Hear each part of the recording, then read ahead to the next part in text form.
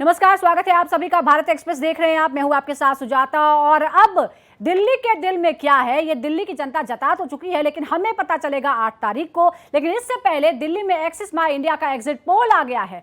North east Delhi की अगर हम बात करें तो बीजेपी 6, आम आदमी पार्टी को 4 सीटें मिल सकती हैं। नई दिल्ली की अगर हम इलाके की बात करें तो बीजेपी को 7 सीटें, आपको 3 सीटें मिल सकती हैं। एक्सिस के मुताबिक बांसुरी स्वराज की सीट, यानी जो न्यू दिल्ली संसदीय क्षेत्र है उसके तहत जो सीटें आती हैं विधानसभा की, उसके तहत बीजेपी को 7 सीटें और आम आदमी पार्टी को 3 सीटें मिल सकती हैं। मनोज तिवारी की सीट की अगर हम बात करें तो बीजेपी 6 और आम आदमी पार्टी को 4 सीटें मिल सकती हैं। रामवीर विधूड़ी की सीट की अगर हम बात करें, पश्चिमी दिल्ली दक्षिणी दिल्ली की बात करें तो बीजेपी को 5 और आम आदमी पार्टी को 5 सीटें मिल सकती हैं। हर्ष मल्होत्रा की सीट की हम बात करें तो बीजेपी को 8, आम आदमी पार्टी को सिर्फ 2, यानी यहाँ जो है वो फर्क बहुत बड़ा पड़ता हुआ नजर आ रहा है। कमलजीत सहरावत यानी पश्चिमी दिल्ली की अगर हम बात करें, पश्चिमी दिल्ली संसदीय क्षेत्र की बात करें तो वहां बीजेपी को 8 सीटें मिल सकती हैं, जबकि आम आदमी पार्टी को सिर्फ 2 सीटें। ये जो 2 इलाके हम आपको बता रहे हैं संसदीय क्षेत्र, यहाँ बड़ा अंतर दिखता है। बीजेपी को 48% वोट मिलने का अनुमान है, आम आदमी पार्टी को 42% वोट, कांग्रेस के खाते में सिर्फ 7% वोट जा सकते हैं। हालांकि अगर यह भी होता है तो भी पिछली बार के मुकाबले 3% ज्यादा ही होगा। बीजेपी को 50% बिहारी वोट, एक्सिस माई इंडिया का यह अनुमान है कि बीजेपी को 50% बिहारी वोट मिले हैं।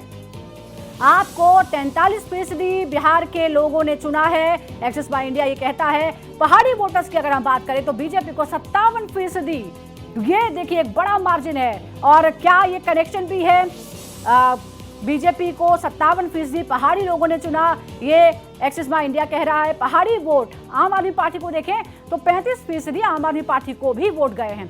पंजाबी वोटर्स की बात करते हैं तो बीजेपी को 46% वोट मिले हैं एक्सिस माई इंडिया के मुताबिक। पंजाबी वोटर्स की अगर हम सहयोग की बात करें, सपोर्ट की बात करें आपको, तो 43% वोट गए हैं आपकी तरफ।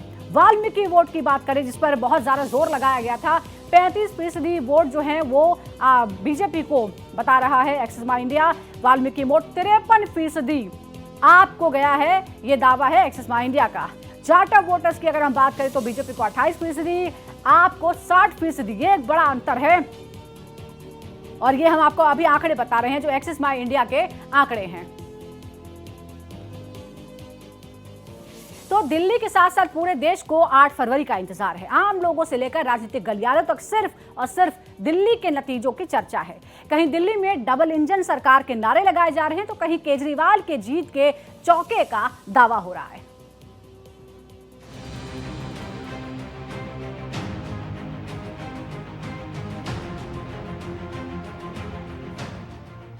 दिल्ली कह रही है अब आपदा की लूट और झूठ नहीं चलेगा। 8 फरवरी को दिल्ली में एक नया सवेरा होने वाला है। 8 फरवरी को सारे सियासी कयासों पर पूर्ण विराम लगने वाला है। दिल्ली की जनता ने पहले दिन से ही मन बना लिया था कि भ्रष्टाचारी दिल्ली को शराब जल बोर्ड में लूटने वाले, पाठशाला की जगह मधुशाला चलाने वाले,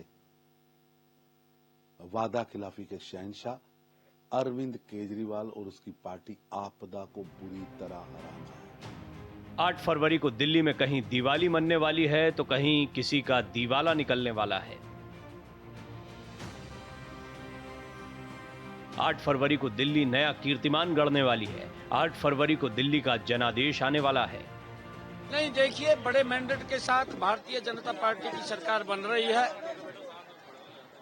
दिल्ली के लोग झूठे आश्वासनों से और झूठे प्रलोभनों से तंग आ गए थे। 10 वर्ष तक जो वायदे वहां के लोगों से किए गए, एक भी वायदा पूरा नहीं किया। बीजेपी के साथ साथ एनडीए बहुत उत्साहित है। एनडीए को दिल्ली में डबल इंजन सरकार बनने का पूरा भरोसा है। एनडीए की माने तो कमल खिलने वाला है, झाड़ू तिनकों की तरह बिखरने वाली है, तो हाथ की पूरी तरह से सफाई होने वाली है। लोगों को समझ में भी आ रहा था जो क्या रियलिटी है, यमुना का क्या हाल करके रखा हुआ है। छठ पूजा होता है, आप वहाँ पूजा नहीं कर सकते, नहा नहीं सकते, जबकि बोलने के बाद कि हम यमुना को साफ कर देंगे। हमको लगता है कि इस बार दिल्ली के लोगों ने मन बना लिया था कि वो डबल इंजन की सरकार से ही काम होता है। और दिल्ली में 27 सालों से बीजेपी सत्ता से दूर है तो कांग्रेस राजधानी में वजूद की लड़ाई लड़ रही है। पिछले 2 चुनाव में कांग्रेस खाता भी नहीं खोल पाई। कांग्रेस यहां केवल बी टीम की तोहमत झेल रही है। है कि कांग्रेस को 17-18% वोट आराम से मिल रहा था, लोगों में जो रुझान था, क्या हम वो वोट नहीं ले पाए या उसको लेने में कमजोरी रह गई, ये हमें देखना चाहिए। आम आदमी पार्टी की सियासी बुनियाद दिल्ली ही है। दिल्ली से ही आम आदमी पार्टी ने पंजाब तक सत्ता का सफर पूरा किया है। पूरे एरिया में मैं घूमा, जो लोगों का एक्सप्रेशन था, कोई विक्ट्री का साइन बना रहा था, कोई थम्स अप दिखा रहा था, कोई अपनी गाड़ी रोक के उतर के मुझे कह रहा था कि हमने आपको वोट दिया है, आपकी सरकार बन गई, इस बार फिर से आप आ गई। इस तरीके का जो माहौल है, मुझे लगता है कि वो एक साफ दर्शाता है कि एक बड़े बहुमत से, मैं मामूली बहुमत नहीं कह रहा, एक बड़े बहुमत से आम आदमी पार्टी की सरकार बनने वाली है। दिल्ली का दिल जोर जोर से धड़क रहा है। दिल्ली के दिल में क्या है वो उसने पूरी दुनिया को बता दिया है। अब बस 8 फरवरी का इंतजार है। नतीजे देखने के लिए हम सब बेकरार हैं। Bureau report, Bharat express.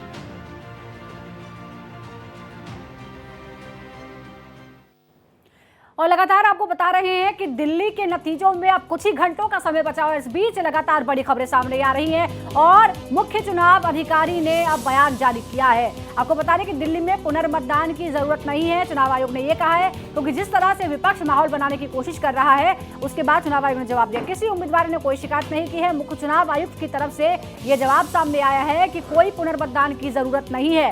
चुनाव आयोग की तरफ से जवाब आया है, कोई हमारे पास शिकायत नहीं आई है, किसी उम्मीदवार ने गड़बड़ी की शिकायत नहीं की है। मुख्य चुनाव अधिकारी का ये बयान।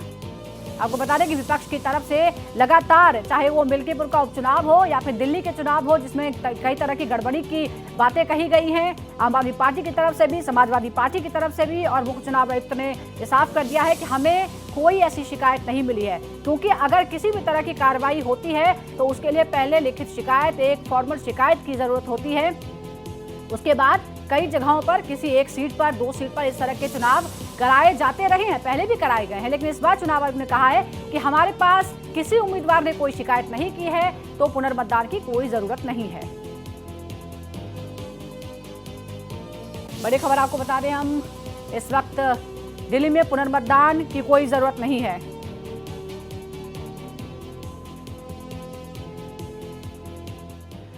तो अब आपको बता दें कि एक दिन बाद 8 तारीख को चुनाव के नतीजे आ जाएंगे। एग्जिट पोल जो है हमने भी आपको दिखाए और एवरेज के तौर पर 10 में से 8 ऐसे पोल्स हैं जो बताते हैं कि बीजेपी की सरकार बनने की सबसे ज्यादा संभावना दिल्ली में लगती है। तो आखिर क्या हुआ है कि 30 साल बाद, करीब 30 साल बाद बीजेपी की वापसी का रास्ता साफ हो रहा है। आम आदमी पार्टी का क्या होगा? आम आदमी पार्टी जो दावे कर रही है, क्या उसमें कोई हकीकत है? इस पर हम विस्तार से चर्चा करेंगे। इस वक्त कई खास मेहमान हमारे साथ जुड़ गए हैं। हमारे साथ कांग्रेस नेता चंद्रमोहन शर्मा हैं, अभिषेक गुप्ता हमारे साथ आप प्रवक्ता हैं, अंशु जोशी हमारे साथ राजनीतिक विश्लेषक हैं, उनसे भी हम बात करते हैं। सबसे पहले अभिषेक गुप्ता, क्योंकि आप लोगों की सरकार है और आपका दावा है कि चौथी बार एक बार फिर आप वापसी करने वाली है सत्ता में, लेकिन जो एग्जिट पोल कह रहे हैं उस पर क्या कहेंगे आप? आपको लग रहा है कि एग्जिट पोल गलत है? देखिए सुजाता जी, मेरे को इसमें कहने की जरूरत नहीं है कि एग्जिट पोल की क्रेडिबिलिटी क्या है। लगातार चाहे लोकसभा के चुनाव हो, चाहे महाराष्ट्र के चुनाव हो, चाहे हरियाणा के चुनाव हो या उससे पूर्व के कोई भी चुनाव रहे, एग्जिट पोल्स में हमेशा से संशय रहा है।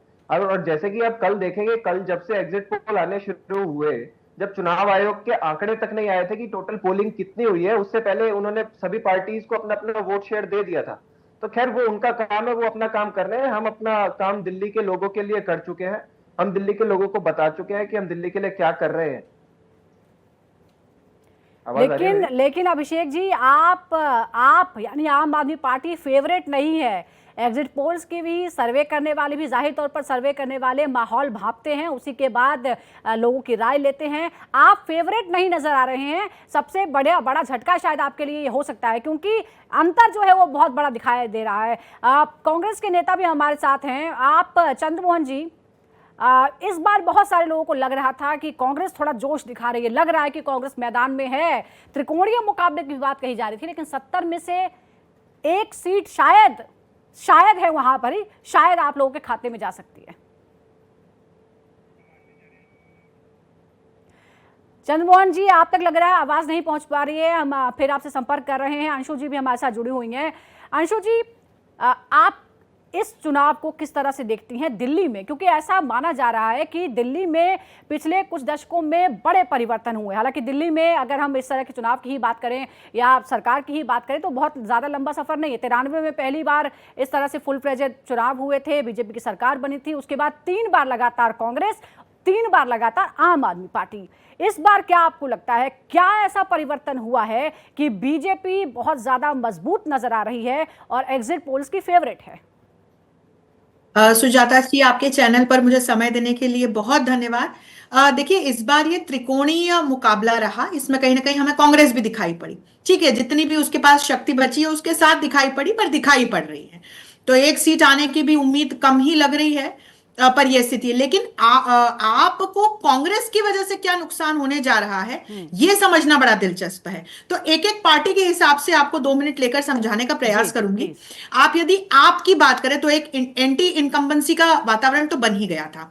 जिस आम जनता ने अन्ना हजारे के रिफ्लेक्शन से आपको देखकर, जिस अरविंद केजरीवाल को एक ईमानदार नेता का ताज पहनाकर मुख्यमंत्री बनाया था, देखिए वो केजरीवाल की इमेज भी ध्वस्त हो चुकी।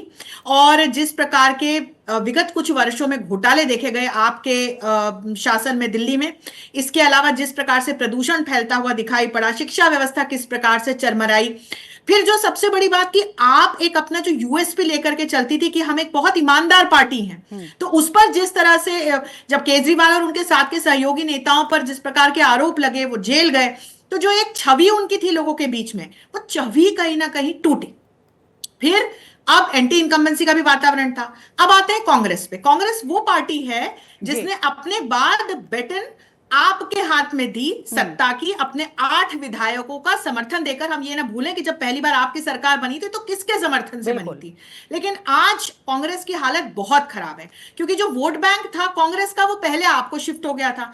पर अब जो आपकी हालत है वो देखते हुए मुझे लगता है कि जो भी वोट है जो कांग्रेस को मिलने जा रहा है, ये आपका ही वोट है जो कांग्रेस को अब शिफ्ट होगा। तो इसमें नुकसान आपका होता हुआ नजर आ रहा है, और सरकार तो कांग्रेस वैसे भी नहीं बना पाएगी। अब इन सब का फायदा मिलेगा भारतीय जनता पार्टी को।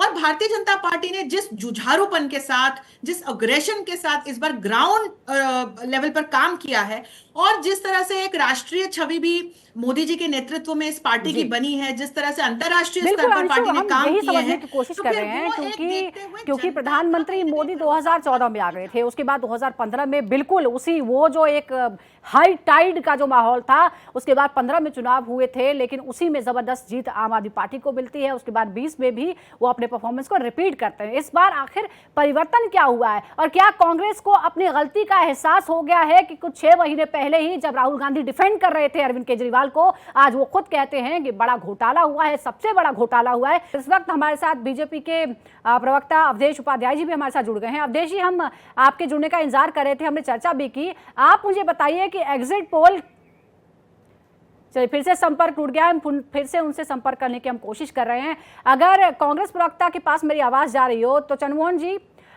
इस बार जिस तरह की उम्मीद की जा रही थी कि कांग्रेस एक फाइट बैक देने की लिए पूरी कोशिश कर रही है, लेकिन एग्जिट पोल तो कहीं आपको आंख ही नहीं रहे हैं, 0 से 1 सीट। ये बताइए कि जो एग्जिट पोल दिखा रहे हैं उससे तो बहुत उत्साहित होंगे आप, आपको लग रहा है कि यही एग्जैक्ट नतीजे आने वाले हैं? देखिए सुजाता जी, जो एग्जिट पोल के नतीजे आ रहे हैं, जो आंकड़े दिखा रहे हैं एग्जिट पोल, उनका हम स्वागत करते हैं। लेकिन मैं आपको बता दूं, जो एग्जिट पोल आ रहे हैं ये तो हम पहले दिन से कह रहे थे, जब चुनावी घोषणाएं हुई थी उस दिन से ही हम कह रहे हैं कि दिल्ली में एक सुशासन वाली डबल इंजन की सरकार बनने जा रही है भारतीय जनता पार्टी। ये तो पहले दिन से कहते आ रहे हैं। क्यों? क्योंकि देखिए, दिल्ली की जनता ने पिछले 11.5 साल में दिल्ली में कुशासन देखा, भ्रष्टाचार की राजधानी, भ्रष्टाचार की राजनीति देखी। जिस तरह से केजरीवाल जी, जो एक ईमानदारी का ढोंग रचते थे, ईमानदारी का जो चोला पहनकर राजनीति में आए थे, वो उनका फट चुका था दिल्ली की जनता के सामने। दिल्ली की जनता समझ चुकी किस तरह से केजरीवाल जी ने दिल्ली को भ्रष्टाचार की राजधानी बनाया, किस तरह से दिल्ली को घोटाले की राजधानी बनाया, किस तरह से दिल्ली में जो जो वायदे केजरीवाल जी ने किए थे, 2015 की बात कर लीजिए या 2020 की बात कर लीजिए, उसमें कोई वादा पूरा नहीं किया विकास के नाम पर। हाँ, भ्रष्टाचार के नाम पर ये हीरो जरूर बन गए थे। तो दिल्ली की जनता के पास मौका था इस बार, और दिल्ली की जनता को अपने देश के प्रधानमंत्री श्री नरेंद्र मोदी जी की गारंटी पर पूरा विश्वास था। इसलिए इस बार दिल्ली की जनता ने अपने देश के प्रधानमंत्री मोदी जी की गारंटी पर विश्वास दिखाया है। अवधेश जी, जो भी आपने कहा है, आपने दिल्ली अपना में पक्ष रखा है, लेकिन अरविंद केजरीवाल और आम आदमी पार्टी 3 बार जो सरकार चलाई है कुछ दिनों के लिए और 2 फुल फ्लेज सरकार, उसमें हमेशा यही कहा है कि बीजेपी की वजह से हम काम नहीं कर पा रहे, केंद्र सरकार की वजह से हम काम नहीं कर पा रहे, एलजी को हमारे सिर पर बिठा रखा है, एलजी ने हमारे सारे जो काम है उसमें अड़ंगा लगाने का काम किया है, और दिल्ली की जनता अगर सफर करे तो उसके लिए बीजेपी जिम्मेदार है। मैं आपको बताऊं, 56 करोड़ का अपना शीश महल बनवा लेते हैं, उसमें कोई अड़ंगा नहीं डालता है। शराब घोटाले कर लेते हैं, घोटालों से भी जेब भर लेते हैं, तो कोई रोक नहीं लगाता है इनकी। हाँ, लेकिन जब विकास की बात आती है, दिल्ली की सड़कों के निर्माण की बात आती है, दिल्ली में सीवर लाइन जो लीकेज होती है नहीं बन पाती है, उसकी जब बात आती है, दिल्ली के विकास की बात आती है, तो ये हाथ खड़े कर देते हैं कि अब पैसा नहीं है। मैं आपको बता दूं, पिछले 11.5 साल में 5.5 लाख 5.5 लाख करोड़ केंद्र सरकार ने केजरीवाल सरकार को दिए दिल्ली में। क्या किया भाई उसका?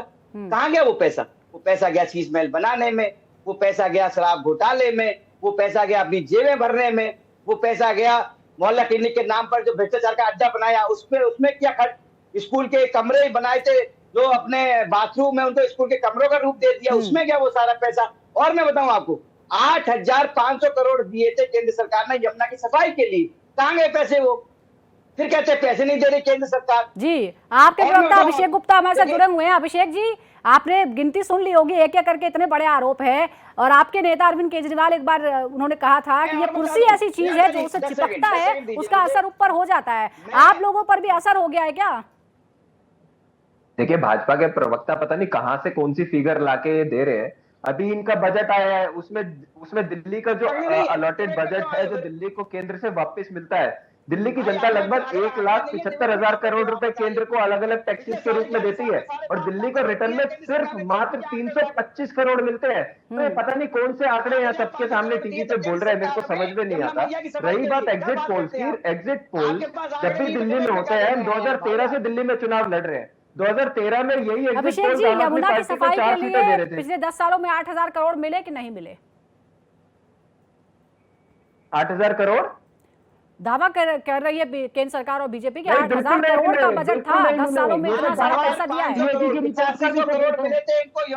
बिल्कुल नहीं मिले, ये तो सीएजी की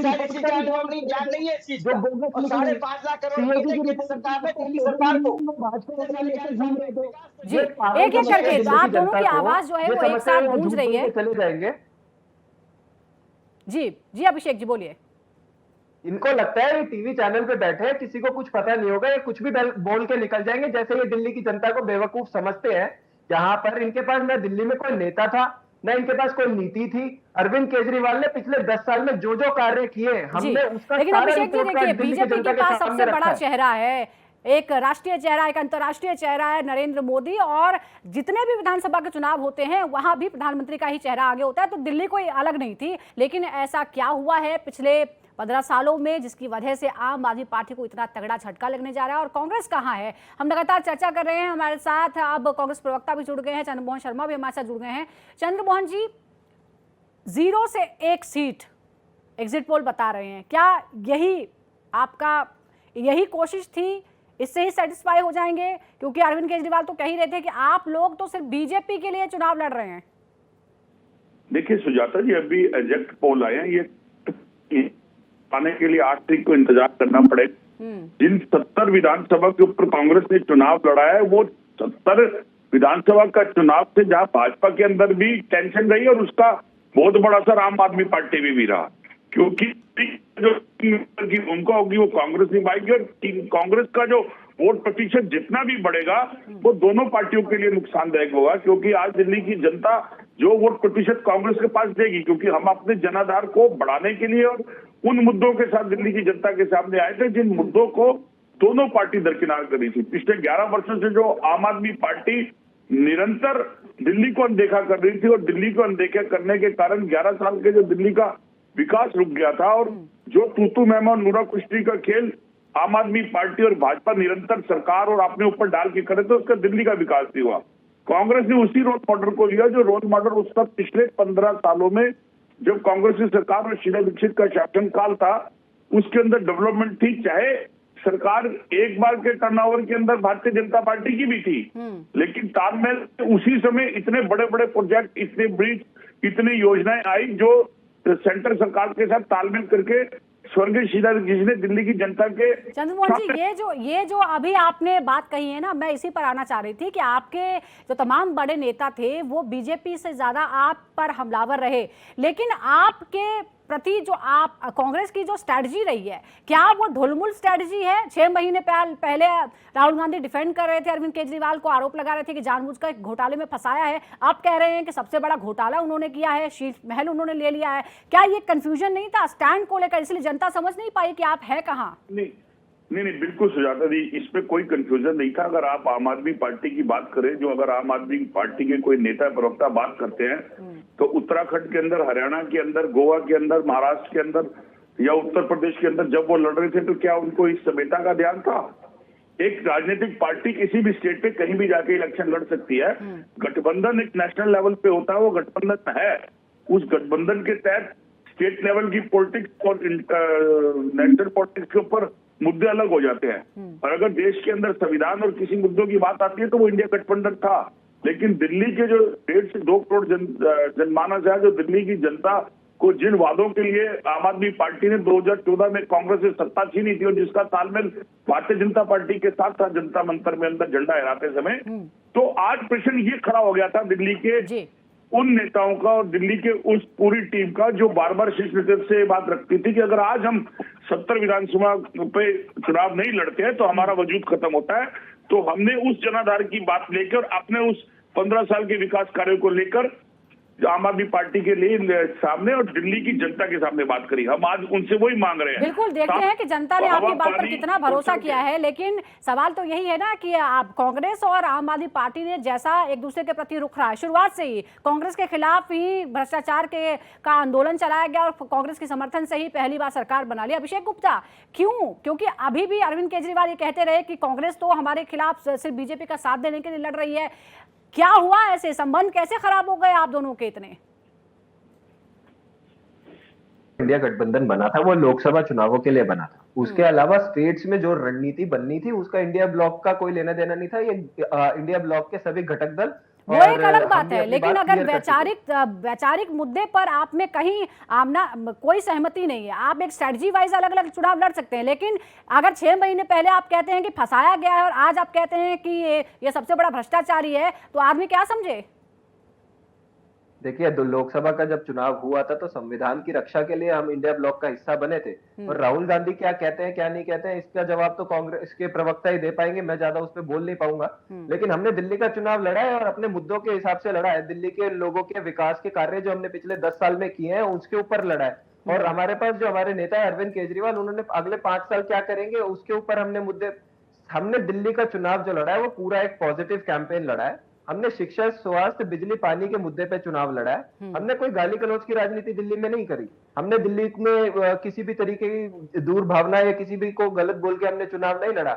और वहीं जब आप दूसरी पार्टीज के कैंपेन पे जाएंगे तो आप उनसे बात करेंगे कि आपके पास दिल्ली के लिए क्या विजन है, क्या आपके पास एजेंडा है, तो वो कहेंगे केजरीवाल ने शीश महल बनवा लिया। आप उनसे पूछेंगे कि आप बच्चों की शिक्षा अच्छी, स्वास्थ्य अच्छी करने के लिए क्या करेंगे। हालांकि इस बार आप तीनों ही पार्टियों ने बहुत बड़े बड़े वादे किए हैं और फ्री की राजनीति भी जमकर हुई है। लेकिन अवधेश जी, ये बताइए आपकी बी टीम है कौन? कांग्रेस कहती है कि आम आदमी पार्टी, कभी वो कह रही थी, आज आम आदमी पार्टी ये कह रही है कि आपको जिताने के लिए कांग्रेस चुनाव लड़ रही है। कौन है आपके साथ? देखिए, ऐसा है, आम आदमी पार्टी की बात हो या कांग्रेस की पार्टी हो या पूरे इंडिया अलायंस की बात, ये इंडिया अलायंस केवल राष्ट्र की जो प्रगति है, जो प्रगति का पहिया है, जो विकास की जो धारा बह रही है, उसको रोकने के लिए इंडिया अलायंस बना था। इसके अलावा इनके पास कोई, ना तो इनके पास विचारधारा थी, ना इनके पास कोई रणनीति थी, ना इनके पास कोई नेता था, ना इनके पास कोई नीति थी। ठीक है, इसीलिए लोकसभा में इनका क्या हाल वो सब जानते। चलिए छोड़िए, दिल्ली पे आते हैं हम। भाई कह रहे थे अभी हमारे आम आदमी पार्टी प्रवक्ता बैठे हैं कि आंकड़े नहीं पता। भाई देखिए, आप डिबेट में आए, आपको पता होना चाहिए। मैं जो बता रहा था 5.5 लाख करोड़, आप पढ़ लीजिए, कहीं से पूछ लीजिए किसी बड़े प्रवक्ता से। 5.5 लाख करोड़ केंद्र सरकार ने दिल्ली को विकास के लिए दिए थे। उसके अलावा यमुना सफाई के लिए 8,585 करोड़ रुपए केंद्र सरकार ने दिए थे। और मैं बता दूं आपको, जो केजरीवाल जी कहते थे कि मैं दिल्ली को प्रदूषण मुक्त करूंगा, केजरीवाल जी नहीं कर पाए, लेकिन हाँ, केंद्र सरकार ने फैम योजना के माध्यम से इलेक्ट्रिक बसें देकर दिल्ली को प्रदूषण से राहत दिलाई है दिल्ली वासियों को। और सुनिए आप, लेकिन अब दिल्ली के चारों तरफ ये पेरिफेरल जो हाईवे बने हैं, प्रदूषण की, जिससे चाहे वो जो किसी बड़ा नदी की जो सफाई का आपका मामला जो हो, वाहन नदी के है, प्रदूषण को उसमें कम ना करना हो या हवा का प्रदूषण कम करना हो, ये किसी एक राज्य के बस की बात नहीं है। इसके लिए एक नेशनल लेवल पर इंटीग्रेटेड प्लान बनाने की जरूरत है। लेकिन हमने देखा कि चुनावों में सिर्फ आरोप लगाया गया कि कौन जहर घोल रहा है, कौन पैसे नहीं दे रहा है, कौन साजिश कर रहा है, पराली कौन चला रहा है, ये बातें हम सुनते आ रहे हैं, क्योंकि आप में से कोई भी सीरियस नहीं है इस बात को लेकर। अब ये मैं आपसे समझना चाहूंगी, हमारी जो गेस्ट हैं अंशु जी, आप प्रमुख ऐसी कौन सी बातें मानती हैं जिसकी वजह से दिल्ली में इतना बड़ा परिवर्तन होने की उम्मीद की जा रही है? अभी मैं उम्मीद ही कह रही हूं, क्योंकि 8 तारीख को हमें जनता जनार्दन ने क्या नतीजे दिए हैं हमें वही बताना है। एग्जिट पोल बहुत बार गलत भी होते हैं। कौन सी ऐसी बातें हैं जिसकी वजह से इतना बड़ा परिवर्तन हम देख सकते हैं, क्योंकि 2013 के बाद ये सबसे कॉम्प्लेक्स चुनाव रहे हैं 2025 के। बिल्कुल, आपने बहुत अच्छा सवाल पूछा। और परसों भी आप ही के चैनल पर एक डिबेट में मुझसे 3 बिंदु पूछे गए थे कि ऐसे कौन से 3 प्रमुख बिंदु हैं जिनको आधार मानकर दिल्ली वासी वोट देंगे। मैंने 3 बिंदु बताए थे। पहला, एक आम दिल्ली वासी को साफ हवा चाहिए, साफ पानी की आवश्यकता है और भ्रष्टाचार मुक्त सरकार की आवश्यकता है। ये पहला बिंदु। दूसरा बिंदु जो महिलाएं हैं, क्योंकि महिलाएं बहुत प्रमुख फैक्टर है इस इलेक्शन में।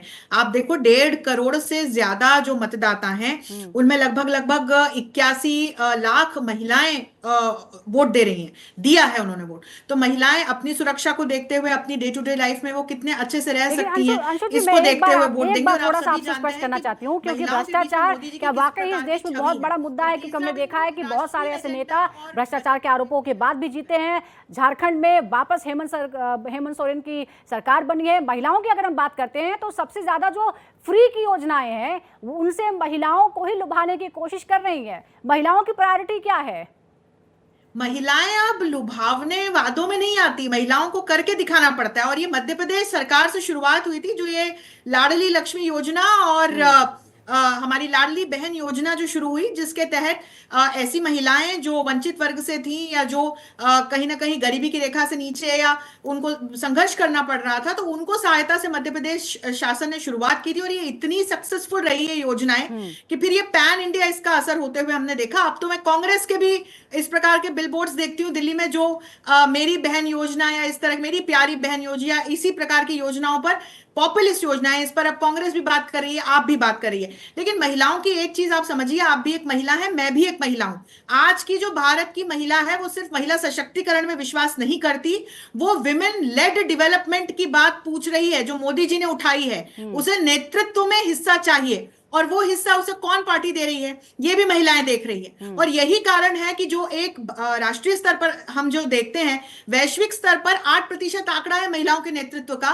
मोदी जी की सरकार में मैंने देखा कि वो जो 1% है वो 12% रहा। ये वैश्विक स्तर पर एक केस स्टडी बनी। तो मुझे लगता है इसको देख करके महिलाओं ने निश्चित तौर पर की बात करते हैं और फिर हम 12 और 15 पर खुश हो जाते हैं। टिकटों के बंटवारे में महिलाओं को कितनी तरजीह दी गई है, अगर मैं लिस्ट निकालूंगी तो तमाम पार्टियों की पोल यहाँ पर खुल जाएगी। इसलिए महिलाओं को कौन सशक्त कर रहा है और कौन महिलाओं को भागीदारी दे रहा है, इस पर बहुत ज्यादा चर्चा नहीं की जा सकती है। लेकिन अब चंद्रमोहन जी ये बताइए, आप कहां हैं? नतीजों में आपको उम्मीद है कितनी सीटें ला सकती है कांग्रेस? क्या 5 का आंकड़ा भी पार कर पाएगी? एग्जिट पोल तो 1 पे अटका रहा है आपको। सुजाता जी, 8 तारीख को आने दीजिए, बहुत चौंकाने वाले परिणाम आएंगे। दोनों पार्टियों के विरुद्ध दिल्ली जनता के अंदर इतनी बड़ी लहर थी, जो सरकार के रूप के अंदर पुरानी सरकार कांग्रेस पार्टी की बनती नजर आएगी। आपको हर एग्जिट पोल फेल होगा, क्योंकि आज विजन क्या है दिल्ली की जनता का? विजन वो है कि वो सड़कें जो कांग्रेस सरकार ने दी थी, विजन क्या है? वो घर के वो सुवर्ण और साफ पानी जो कांग्रेस सरकार ने दिया था, जो महिला को सुरक्षा दी थी, उस सुरक्षा का विजन है। महिला के साथ साथ दिल्ली के अंदर जो बहती हुई जमुना को साफ करा था, वो हरी भरी दिल्ली, और वो दिल्ली जिसके अंदर कॉमनवेल्थ गेम हुआ था, जिसको सब कह रहे थे कि नकार दिया था कि इतने छोटे टाइम के अंदर कॉमनवेल्थ गेम जो बड़े देशों के साथ आगे होना था वो नहीं हो पाएगा। देखिए, समय जो है वो बहुत तेजी से भागता है और 15 साल का गैप बहुत होता है। जो बच्चा था वो वयस्क हो चुका है, वोट देने लायक हो चुका है। 3 साल का बच्चा 18 साल का हो गया है, उसे नहीं पता कि शीला दीक्षित की सरकार में क्या कामकाज हुए थे। और आप वर्तमान में ऐसा कुछ नहीं दिखा पा रहे हैं जिससे जो न्यू जनरेशन है वहां पर भरोसा करे। अवधेश जी, कितनी सीटें? 45 तक तो एग्जिट पोल आपको पहुंचा रहा है, आपको क्या अनुमान है? सुजाता जी, भारतीय जनता पार्टी की जो सरकार बन रही है वो 50 सीटों के साथ सरकार बनेगी दिल्ली में, पहली बात। दूसरी बात मैं बता दूं आपको, जो विकास की बात कर रहे थे आम आदमी पार्टी के जो अभिषेक गुप्ता जी बैठे हैं, और चंद्रमोहन जी भी बात कर रहे हैं, इन्होंने एक बात कही थी चंद्रमोहन जी ने, बाकी में सही बात है कि सड़कों की हालत बहुत खस्ता है इस समय दिल्ली की।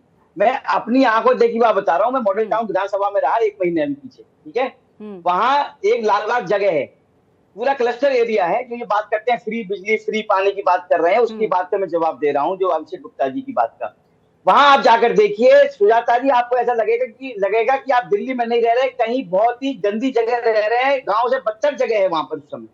केवल आम आदमी पार्टी की सरकार में वहां के लोगों के पास ना तो देखिए शौचालय है घर में, वो बाहर जाते, ठीक है, पहली बात। दूसरी बात, सीवर लाइन नहीं है, पूरी सड़कें गंदी होती, ठीक है, नाली नहीं है, पानी कहाँ निकले। तीसरी बात, पानी की बात करते हैं फ्री की, वहां के लोग पानी टैंकी ले जाते हैं, भर के लेके आते हैं 50-50 रुपए में। जी, बिजली की बात पानी, करते हैं, सड़क, गंदगी, यमुना की सफाई, हवा की सफाई, भ्रष्टाचार, ये बड़े मुद्दे रहे हैं। समय की थोड़ी कमी है अवधेश जी। अभिषेक गुप्ता, आप कहीं बहुमत के आसपास भी नजर नहीं आ रही है आम आदमी पार्टी, यानी आपका क्या अनुमान है?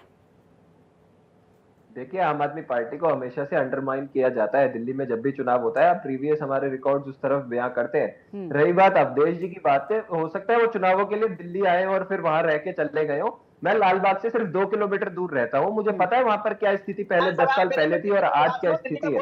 रही बात जो ये बसेस की और इधर उधर की बातें कर रहे थे, अवधेश जी लगातार टीवी चैनल पे बैठ के झूठ बोल रहे हैं। वो ये तो बता रहे हैं कि सेंटर ने 200 करोड़ रुपए दिए, ये नहीं बता रहे हैं कि उन्होंने जितनी बसेस का शेयर था सिर्फ 10% सेंट्रल गवर्नमेंट देती है, बाकी 90% दिल्ली की राज्य सरकार देती है। दूसरी बात, इलेक्ट्रिक बसेस का बेड़ा पूरे देश में सबसे ज्यादा दिल्ली में है, लगभग। देखिए, आप लोगों ने 2 महीने तक बहुत बहस की, अपने अपने वादे, अपने अपने दावे किए, तमाम जो है गालियों की लिस्ट भी बाकायदा निकाली गई। अरविंद केजरीवाल ने गालियों की लिस्ट भी प्रस्तुत कर दी और बताया कि किस किस तरह से उन्हें टॉर्चर करने की कोशिश की गई है। लेकिन जनता ने किसका साथ दिया है, किसका भरोसा किसके वादे पर किया है, और क्या वाकई ही कोई अंडरकरंट था, कोई सत्ता विरोधी लहर थी जिसकी वजह से एग्जिट पोल इस तरह के नतीजे दिखा रहे हैं? सच्चाई क्या है ये 8 तारीख को हम सबको पता चल जाएगा। और 8 तारीख को सबसे तेज नतीजों के लिए आप जरूर देखिए भारत एक्सप्रेस। फिलहाल बहुत बहुत शुक्रिया तमाम मेहमानों का, अवधेश जी आपका, चंद्रमोहन जी आपका, अभिषेक जी आपका और अंशु जी आपका बहुत बहुत शुक्रिया।